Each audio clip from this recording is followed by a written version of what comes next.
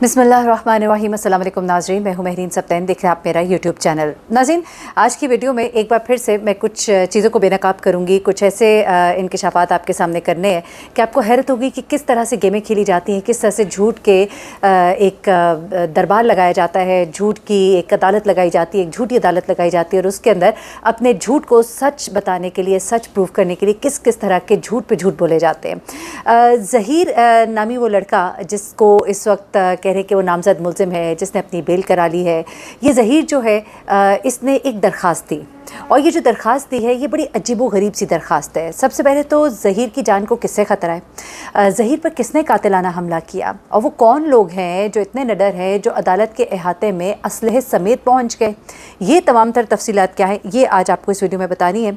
और उसके अलावा मैं आपको बताऊँगी कि बेसिकली इस केस के अंदर जहाँ पर कुछ यूट्यूबर्स बैठ के रोज़ एक रात को बैठक लगाते हैं और उस बैठक के अंदर कहा जाता है जी ये भी झूठ है, ये भी गलत है। आप मेरी वीडियो ज़रा देख लिया करें क्योंकि वो सारे जो बातें करते हैं उसका मैं आपको बड़ा लॉजिकल जवाब भी देती हूँ और कानूनी ज़ुबान में भी आपको जवाब देती हूँ कि बेसिकली जो वो बातें बता रहे हैं वो कितनी एक गलत है, कितनी एक सही है।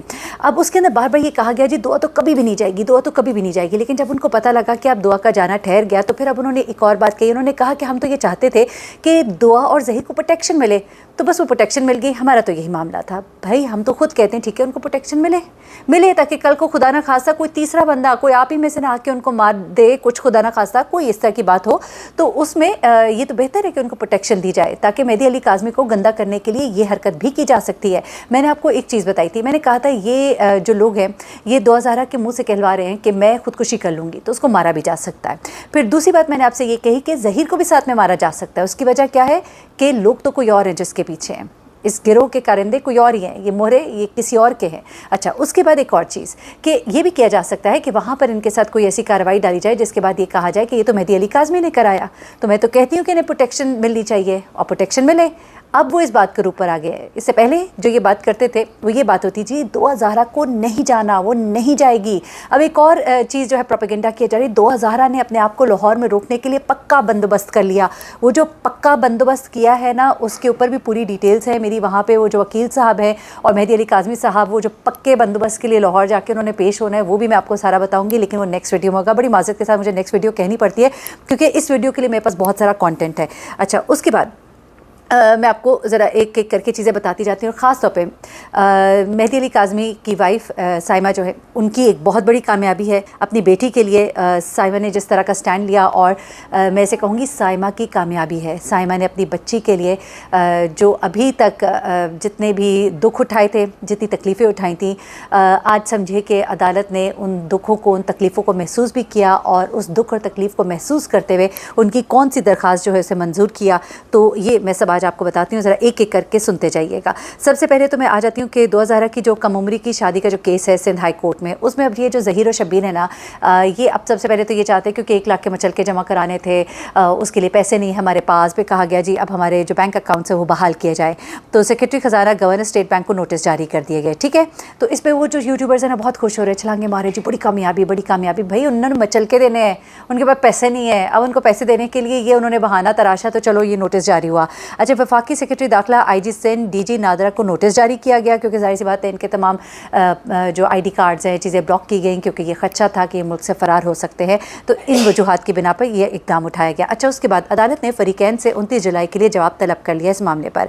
अच्छा, उसके बाद एक और मामला हुआ, उसमें भी ये कह रहे हैं जी जबरान नासिर को डांट पिट गई, जबरान नासिर को डांट पिट गई। जबरान नासिर बेसिकली बारिश होने की वजह से अदालत नहीं पहुँच सके तो उनके एक रिप्रेजेंटेटिव जो है वो अदालत में पेश हुए। तो वहाँ पर अदालत ने कहा कि आप क्यों यहाँ पर आए, जबरान नासिर खुद तो बारिश एंजॉय करें, यहाँ किसी और को उन्होंने भेज दिया। तो इसमें जबरान नासिर को उन्होंने कहा नोटिस ही नहीं हुआ।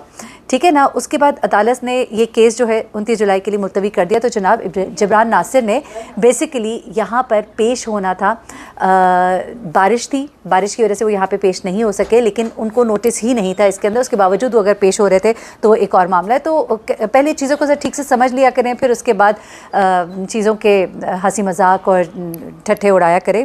ये बड़ा गलत हो जाता है, फिर बाद में आप लोग को शर्मिंदगी भी होती है जब आपको इस तरह के जवाब मुझे देने पड़ते हैं।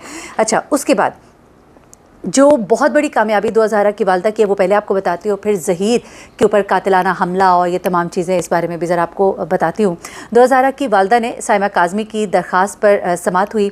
अदालत ने उनकी दरख्वास्त मंजूर की, जिसमें उन्होंने ये दरख्वास्त की थी कि 2000 को पेश किया जाए, 2000 को यहाँ पर लाया जाए। अब अदालत ने दरख्वास्त मंजूर करते हुए 2000 को पेश करने का हुक्म दे दिया है। अब मैं दोबारा ये जुमला रिपीट करती हूँ, अदालत ने दरख्वास्त मंजूर करते हुए 2000 को पेश करने का हुक्म दे दिया है, क्योंकि इससे पहले ये यूट्यूबर्स कह रहे थे जी नहीं लेके जा सकते। अच्छा, रोकने के लिए उन्होंने एक कार्रवाई डाली है लाहौर में, वो तमाम आपको बताती हूँ। मुल्तान में भी एक कार्रवाई डाली हुई है, वो सब भी क्या है, लेकिन प्लीज़ दूसरी वीडियो में। अच्छा, 2000 को अगली समाअत यानी कि 1 अगस्त को अदालत में पेश किया जाए। अदालत ने ये तफ्तीशी अफसर को हुक्म दे दिया है। अब जब ये अदालत का हुक्म आ जाता है, फिर ये हुक्मनामा लेकर लाहौर हाई कोर्ट जाया जाएगा और फिर वहाँ पर जाके ये दरख्वास्त दी जाएगी और उसके बाद दारुल अमान से बच्ची को लेकर यहाँ पर लाया जाएगा।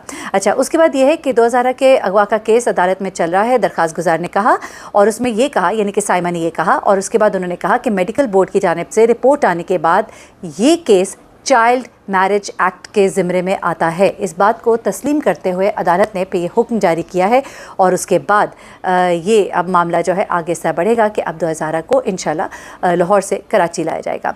ठीक है। अच्छा, अब ज़रा चलते हैं ज़हीर अहमद साहब की जान को जो ख़तरा है उसका मामला क्या है। जनाब ज़हीर अहमद की सिक्योरिटी से मुतल्लिक एक दरख्वास्त दी गई। दरख्वास्त का जो मतन है ना वो बड़ा ही फ़नी है, वो आपको बताती हूँ। दरख्वास्त की समाअत हुई, विफाकी सेक्रेटरी दाखिला IG सिंध को नोटिस जारी कर दिए गए। एडिशनल IG इन्वेस्टिगेशन ऑफिसर को भी नोटिस जारी किए गए। अटॉर्नी जनरल, एडवोकेट जनरल को 29 जुलाई के लिए नोटिस जारी कर दिया गया। अब ज़रा दरख्वास्त के मतन की तरफ ज़रा आ जाते हैं और ज़हीर की जान को किससे ख़तरा है। बेसिकली आपको मालूम ही है कि एक यूट्यूबर बुशा उनका नाम है और बिल्कुल ही बेज़रर सा इंसान है। मैं थोड़ा बहुत जानती हूँ बुशा के बारे में। तो ना वो कोई डाकू है, ना वो कोई गुंडा है। ठीक है, वो माइक लेके अदालत के अहाते में पहुंचती है और वहाँ पे पहुंचकर उसने सवाल करने की कोशिश की। जो वहाँ पे DSP साहब थे, जो भी उसका अंदाज़ है, किसी को उससे इख्तिलाफ़ होगा, कोई इससे ठीक समझता होगा, मैं इस पर कमेंट नहीं करूँगी। लेकिन वो उसका एक अपना स्टाइल है, जैसा हर एक का एक अपना स्टाइल होता है, जिस पे कुछ जो वहाँ पे रिपोर्टर्स थे उन्होंने उस वक्त इसलिए इस बात को बुरा मनाया कि चूँकि अदालत के अंदर से फिर लोगों को निकाल दिया गया बाहर कि आप लोगों ने इतना शोर और हंगामा मचाया है, जिसकी बिना पर वो अपनी जो बीट है, जाहिर सी बात है, उनको रिकॉर्ड करनी होती हैं चीज़ें, अपने चैनल के लिए भी उन्होंने रिपोर्टिंग करनी होती है। उनकी रिपोर्टिंग मुतासर हुई तो उस पर वक्ती तौर पर वो नाराज़ हुए, लेकिन बाद में चीज़ें ठीक हो गई। अब इन चीज़ों को लेकर उन यूट्यूबर्स ने अपने प्रोग्राम के अंदर इतना मतलब इसका शुगल लगाया अपनी तरफ से और इसका घटिया बिलो द बेल्ट बातें की उस खातून के हवाले से कि मैं कहती हूँ कि अगर इन लोगों में से कोई भी माँ बहन बेटियों वाला है ना, तो उनके ऊपर तो मैं कहती हूँ कि मैं क्या अल्फाज इस्तेमाल करूँ कि माँ बहनों बेटियों वाले लोग इस तरह की बातें नहीं कर सकते, जैसा कि उन्होंने गंदी तरीन ज़ुबान इस्तेमाल की। मैं बुशा का एक इंटरव्यू भी करूँगी और कुछ सवालात भी मैंने पूछे हैं, क्योंकि बुशा के पास कुछ एक्सक्लूसिव इन्फॉर्मेशन है जो उसने कहा था कि वो मेरे साथ शेयर करेगी, और कुछ चीज़ें उस दिन के हवाले से कि उस दिन बेसिकली हुआ क्या था, वो इंटरव्यू मैंने आपके साथ शेयर करना है। बुशा का कुछ एक्सक्लूसिव इन्फॉर्मेशन उसने उस दिन के हवाले से मुझे बतानी है, और कुछ ऐसे मनाजिर जो उस वक्त थे, जो लोगों ने छुपाए भी, वो सब भी आपको बताएंगे हम। लेकिन अब होता क्या है, होता यह है कि जनाब ज़हीर साहब को इन यूट्यूबर से, जिनमें कि शायद बुशरा भी शामिल होंगी, इनसे अपनी जान को ख़तरा है। वो कहते हैं कि जी अदालत के अहाते के अंदर लोग जो है मुसल्लह लोग इधर पहुंच गए और हमला करने की कोशिश की, मेरी जान को ख़तरा है। अच्छा, अब जो दरख्वास्त लिखी हुई है ना, आप यकीन कीजिए कि वो दरख्वास्त का वो जो कागज़ है उसको अगर आप पढ़ लें, उसके ऊपर जो लिखाई है उसको आप पढ़ लें, लिखाई इतनी गंदी, ये ज़हीर साहब की अपनी लिखी हुई है। मैं सिर्फ इसलिए बता रही कि वो लोग जो कहते हैं ना फ्यूचर का डॉक्टर, मैंने एक वो यूट्यूबर को सुना कहते हुए कि माशाल्लाह डॉक्टर ज़हीर हैं वो और डॉक्टर बनने वाले हैं 21 साल की उम्र तक। बड़ी माज़े के साथ मैंने ये बातें नहीं करनी थी, किसी का ज़ाती मामला होता है, लेकिन एक ऐसा शख्स और एक कुछ ऐसे लोग जो बैठकर जो मज़लूम फैमिली है उसके ऊपर इतने गंदे गंदे कॉमेंट कर रहे हैं ना, उनकी वो बहन है ना, वो उनकी बेटी है, जिसकी बेटी है, जिसके ऊपर ये मुसीबत आई हुई, आप उसका मजाक उड़ा रहे हैं सिर्फ अपने चंद टके के डॉलर्स के लिए। लेकिन अब हो क्या रहा है कि ये जो साहब है, अब इनका भी जाहिर सी बात है फिर मजाक तोड़ेगा ना, जब इन्होंने एक चीज़ छेड़ ही दी है। तो फिर अब आपको बताओ इसका तो गंदी राइटिंग, डॉक्टर्स की भी राइटिंग जो होती है ना थोड़ी सी ख़राब होती है, लेकिन ये उससे भी कहीं आगे की पहुंची हुई है। उसके बाद स्पेलिंग्स मिस्टेक से भरा हुआ, मुसल्ला में भी से लिखा हुआ है और इस तरह की चीज़ें। शाहिद हुसैन साहब हैं, उन्होंने वो सारी पढ़ के बल्कि सुनाई। उन्होंने कहा कि जी ये देखिए इसके अंदर क्या लिखा हुआ है। माशाल्लाह से फ्यूचर के जो डॉक्टर साहब हैं उनका ज़रा आप ये ख़त्ती मतन ही पढ़ लेना, ज़रा दरख्वास्त का मतन पढ़ लें तो आपको पता लगेगा कि कितने माशाल्लाह पढ़े लिखे हैं और इनकी काबिलियत का आप जो है ना वो बहुत दाद देंगे। कम से कम उर्दू ख़ास तौर पे हम लोग जिस तरह, अगर आप मिडिल क्लास से हों और मीडियम स्कूल से अगर आप पढ़े होते हैं तो कम से कम उर्दू तो अच्छी होती है ना। चले इंग्लिश में कोई मिस्टेक्स हो रहे हैं तो इंसान कहता है उर्दू में ही इतनी गलतियाँ। अच्छा, अब आप यहाँ से अंदाज़ा लगाएं कितने झूठ ये बोलते हैं। एक झूठ का इकरार जो है इन्हीं यूट्यूबर्स ने अपने चैनल पे किया, जब हमने ये कहा कि जी दुआ की तो अपने मियाँ से लड़ाई हो गई। दुआ ने तो खुद कह दिया, उसने जो दरख्वास्त दी दारुल अमान में जाने की, उसने कहा मेरे मियाँ से झगड़ा हो गया, मैं तो रात दारुल अमान में गुजारी है, मैंने तो रात दाता दरबार में गुजारी है। तो हमने कहा अच्छा भाई, अब उसका झगड़ा भी हो गया, मियाँ से भी नाराज़ हो, ये बात उसके गले पड़ी और इसी बात की बिना पर उसको बुला भी लिया गया, आ जाओ भाई बीबी कराची आ जाओ, क्योंकि वहाँ पर तो मामला ख़राब है तुम्हारा, वहाँ तो तुम्हारा कोई भी नहीं। लेकिन इन लोगों ने क्या कहा, इन्होंने कहा जी हमें भी पता है ये किस मकसद के लिए झूठी दरखास्त थी, हमें पता है ये झूठी थी, लेकिन अब आप खुद मुंह से मान रहे हैं कि हमने झूठ बोला। अब जनाब वो यूट्यूबर साहिबा या साहब जो भी हैं वो फरमाते हैं जनाब कि वो दुआ ने झूठी दरखास्त दी थी दारुल अमान में पनाह लेने के लिए। फिर इन्हीं यूट्यूबर्स ने ये भी इकरार किया कि बहुत सी बातें झूठी करनी पड़ती हैं, वहाँ फ़लानी जगह पे भी उन्होंने ये बोला क्योंकि ये तो एक तरीका कार होता है। तो जनाब मैं यही तो बोल रही हूँ कि मुसलसल झूठ बोला जा रहा है इन लोगों की तरफ से। झूठी दरखास्तें, झूठे बयानात, झूठे इल्ज़ामात, झूठे लोगों के, ये सब झूठे अपने मुंह से मान रहे हैं झूठ है। अभी तो यहाँ पे ये 1-2 बातें मानी है, ये 2 बातें मानी है, 10 बातें तो बताने वाली है आप, यानी कि जिन चीज़ों की बुनियाद ही झूठ के ऊपर है। अब ये आप झूठी दरखास्तें दे रहे हैं कि उसकी लड़ाई हो गई ताकि किसी तरह से उसको लाहौर में रोका जा सके, दारुल अमान में चली जाएगी, फिर मामला थोड़ा लटक जाएगा लाहौर हाई कोर्ट की इजाज़त से। अच्छा, अब ये कहते हैं जी ये सारे जो बोल रहे थे उसको पकड़ के लाया जाएगा। जी हमने कब बोला, हम तो हमेशा कहते हैं बाज़ कराया आया जाएगा। भाई क्यों झूठ बोलते हैं?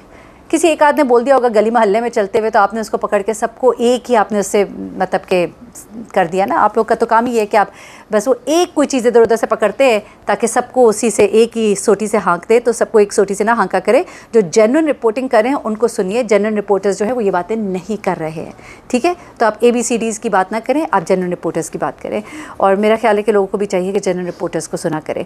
उसके बाद जनाब ये दरख्वास्त जो है ये ज़हीर साहब की तरफ से दी गई। अब यहाँ पे इतनी मैं कहती हूँ अदालत के अंदर असलहे के साथ दाखिल होना अगर इतना आसान होना तो फिर वहाँ पे तो रोज़ कत्ल के केसेस लगे होते हैं।